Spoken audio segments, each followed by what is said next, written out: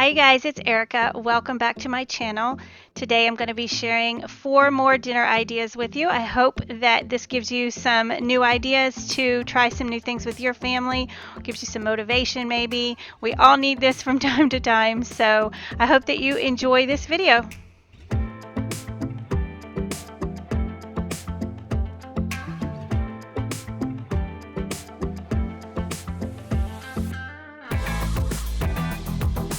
So the first meal I'm going to be making is this turkey sausage. I make this a lot. My kids really love this. You can use the kielbasa or the sausage, or you can actually use little mini sausages or meatballs. This sauce is good for any of those, but we prefer this turkey sausage or turkey kielbasa, and I just slice it up. I like it thin. Everybody else likes it thick, so I just try to do them both. I slice 4 for our family. It takes 4 links of sausage. We could probably eat more than that. Everybody always wants more before it's gone. But it's so good, and this is kind of the glaze or the sauce that I make for a lot of things. So it's just brown sugar, and I kind of just eyeball it. And then I like to put either onion powder or dried diced onions in it, and then of course mustard, and that's all it is. My son won't eat it if I put the little diced onions in it, so I don't always put those in, and he really loves this sausage.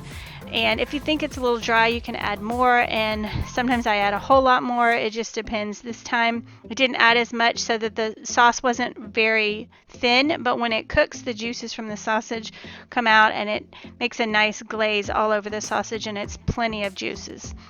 So I just mix that all together, and then I put that in the oven at 350, and I watch it. It takes a good half hour, so it depends on how well done you like yours. I like mine kind of well done.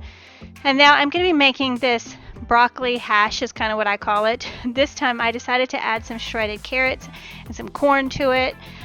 This is so good, and I have made it a lot of times, and I always kind of make it a little different. So I'm going to try and put the measurements down in the description box so that you can, pretty much do it the way I do it, but it's kind of to taste. I always make some broccoli. I make the frozen bags that you can just steam in the microwave, and then I chop them up into little pieces, and then I cut up about a half of an onion, and those are my main vegetables. But like I said, this time I wanted to add some more, so I added the carrots and the corn, and it was so good, and I felt like it just made it that much healthier. It did make a whole lot this time, but this was so good. So I took about a half a cup of frozen corn, and I just cooked that in the microwave and then drained any of the juices off, and then I added all of my vegetables to the bowl, and then I added all the dry ingredients to kind of coat everything real well before I add my egg. Now when I made this, you'll see in a minute, it did kind of want to crumble a little bit, so if I'd added more breadcrumbs or maybe more egg, it probably would have held together more. So you'll see what I did in a minute. But here I was just adding I added about 1/4 of a cup of flour, and then it was probably about 1/4 of a cup of seasoned breadcrumbs. I like the panko breadcrumbs, and about 1/4 of a cup of Parmesan. That was only because that's what I had left, but you could always alter that depending on how much you like. And then of course some salt and pepper, and then I like to add some cheddar cheese, probably about 1/2 of a cup of shredded cheddar cheese, and that holds everything together. And then you're just going to stir all these dry ingredients together and make sure that your vegetables are well coated.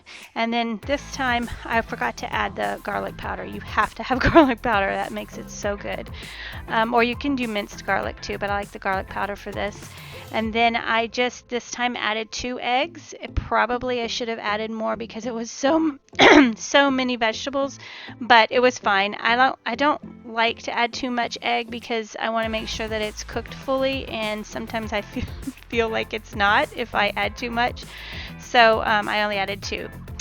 And then I decided I was going to try to make the patties, which I have made before, but they don't always turn out, and sometimes I'm just not in the mood for it takes a long time to make your little patties. I just heated up some oil in a skillet, and I formed them into patties, but it was kind of crumbling apart, and honestly it just tastes exactly the same if you just chop it all up and make it into like a hash. So I started out with the patties, And they were okay, but they were kind of falling apart. And I thought, I'm going to be here for a half hour doing this if I do them like this, and they're going to frustrate me. So I just decided to chop them all up and cook them that way. So, but I'm showing if you want to do patties, you just heat up a little oil, form them into your patties, and you can do them. I have done them like this before, and they taste exactly the same.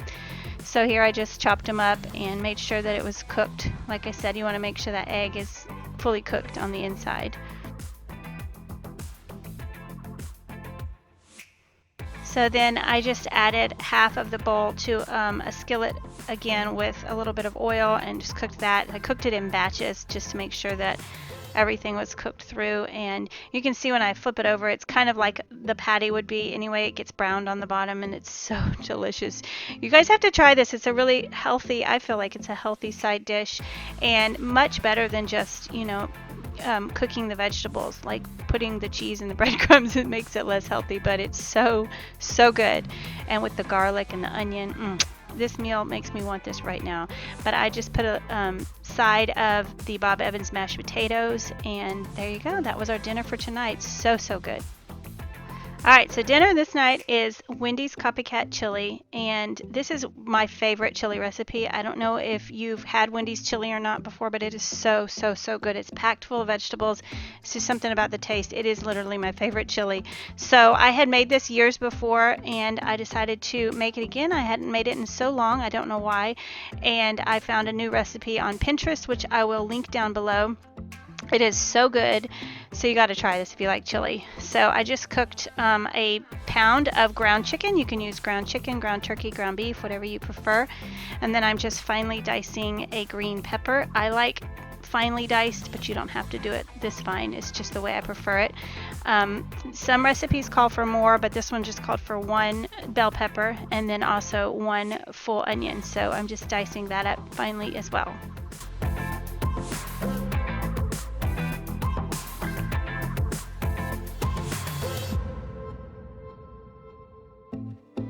So now I'm just going to add this to my pan. My chicken is not fully cooked, so I just like to cook them together and let the vegetables, get a little more tender. And when the meat is fully cooked, then you can add in your water and your canned goods, which this is a large can of diced tomatoes, and then 2 cans of beans. I just chose 2 different kind of beans that I prefer, but it really doesn't matter what kind of beans you use. It's kind of just whatever you want to use. And then all my spices, there's chili powder and cumin, oregano, garlic, salt and pepper, but I will link all this down below so you'll have the exact measurements. And then once all your spices are in, you're just going to stir it together and let this simmer for a good hour to 3 hours. I think I did about 1.5 hours to 2 hours, and it will reduce down a little bit. But you really need to let it simmer for a while, so make this ahead before you need to eat. But this was so delicious. I hope you guys give it a try. Let me tell you, best chili, and it tastes exactly like Wendy's. And I just topped it with cheese like they do at Wendy's. So good on a cold winter night. And then I just made some gingerbread on the side. So this night I was trying a new recipe from Pinterest. It's a Weight Watchers chicken and gravy crock pot meal. It wasn't my favorite, but I'm going to share it with you anyway. I just made 2 chicken breasts in the crock pot, and I shredded them and drained the juices because I don't like the juices. And then I added my water and 2 packages of powdered, the chicken gravy mixes, and I mixed that together. And then I added a can of cream of chicken soup, and then you're just gonna let this cook in the crock pot. And you can just, like this, after it's cooked for a while, you can just put it over rice, put it over pasta, I guess, whatever you want to put it over. When that was cooking, I just made some rice in my rice cooker, which I love and can't live without. If you've watched my cooking videos, you know I use this all the time. This is the only way I know how to make rice. And I just let that cook. It takes a good 20 minutes. So while that was cooking, I let the sauces all sort of cook together in the crock pot. And I also decided to make some frozen vegetables. I just did some carrots, corn, and peas because I thought that would make it go further. And also, the vegetables to me always taste better when they're in something rather than just eating them on the side. So I dished it out and put it over the rice in the bowl, and it was pretty good. You could tell it was a little bit like low calorie maybe, I don't know, but I felt like it was fairly healthy and it was pretty good. So I'll link that down below as well. This last recipe, I had read that you could use these little Martha White muffin mixes to make pancakes, and we love these muffin mixes and use them all the time, so I wanted to give it a try. So it says on the back that you use a half a cup of milk for each package. So to make the pancakes, you use I can't remember the exact measurements. I think it's 2/3 cup. I'll link it down below though. I'll type everything out. And you use 1 egg, and actually it was 2/3 cup milk, 1 egg, and then you mix that together and then make your pancakes. So I'm just going to tell you a few things that I found with this. They tasted good. They were very sweet. And the batter was very thin, so very difficult, as you'll see, to flip the pancakes. And also your chocolate chips or your fruit kind of sinks to the bottom, so when you make the pancakes you have to make sure you scoop to the bottom if you want to get chocolate chips or fruit in each bite or in each pancake. So they were very thin and they were kind of tough, but they were good. So you can see here I was struggling with getting the pancake to flip because it was just not like normal pancake mix. I eventually kind of got the hang of it, but you can see I made quite a mess, and I'm a pretty good pancake flipper, so this was not the easiest mix. But I think overall everybody liked it. I don't know if I'll do it again, maybe just for like a fun little, treat sometime I might buy them. But there you go, you can see I kind of got the hang of it there. But they were pretty good. I thought it was a fun, it was different than just regular old pancakes. That was the strawberry one, and that one was really good. That was probably my favorite one. And then I just paired this with some turkey bacon and sausage and eggs and tater tots, and we had a big breakfast feast this night with all the different flavors of pancakes. So that is it. Thank you guys so much for watching. I hope that this maybe gave you some new ideas. Make sure you try that chili though. If you're looking for a good chili recipe, I gotta say that was probably my favorite. So give this video a thumbs up, and I'll see you guys in my next video. Bye bye.